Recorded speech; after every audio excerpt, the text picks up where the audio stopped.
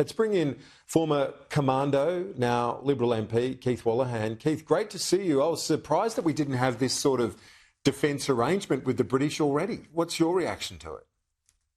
No, we welcome this, and thank you for having me, Kieran. AUKUS is multi-generational and it's highly complex. So since the year of the announcement, we've seen a series of steps made with our partners in the United States and now with the United Kingdom. So this is one of the welcome steps.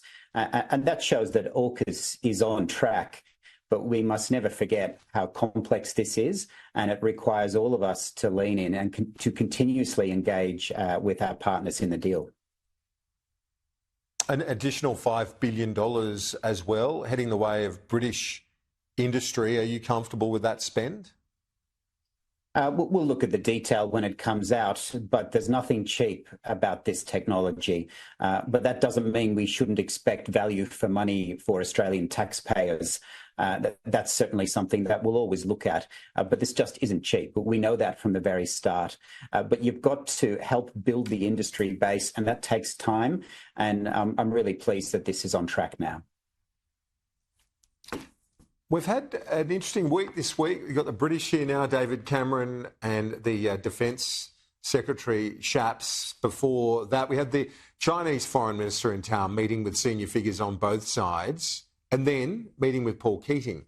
What's your assessment of the week in foreign policy? I guess dialogue is better than not, and particularly not just talking about allies, but potential adversaries as well. Dialogue is extremely important. And full disclosure, I was in one of the meetings with the Chinese foreign minister as well. It was cordial and it was civil. And in a bipartisan way, we made our views known clearly on human rights, but we also made known our views on trade and the importance of trade. We engage in the world, and we can do that in a professional and sophisticated way. And that's what we saw this week in the Parliament, by the government, but also by members of both sides. Let's talk about that rare moment of unity in the Parliament. It really was a touching moment, a moment of solidarity in support of Joel Fitzgibbon, his family, on the tragic loss, the terrible loss of Jack Fitzgibbon in an accident. I know you felt very strongly about this, well, having a fair bit to do with Joel as a former commando yourself. That was extremely moving. There were some fine speeches from the Prime Minister, Peter Dutton, the Defence Minister, and also Andrew Hastie. Andrew Hastie made 2 points clear to the Parliament. One was that for myself, Andrew and Phil Thompson, Joel sent us to war. And we also saw Joel standing side by side with families who had lost their sons. And he never expected, and I never expected him to be on the other end of those calls. But Andrew Hastie also made very clear for those that don't understand the highly complex, dangerous work that Jack was an expert in. He was a world-leading expert on freefall parachute insertion techniques in special forces.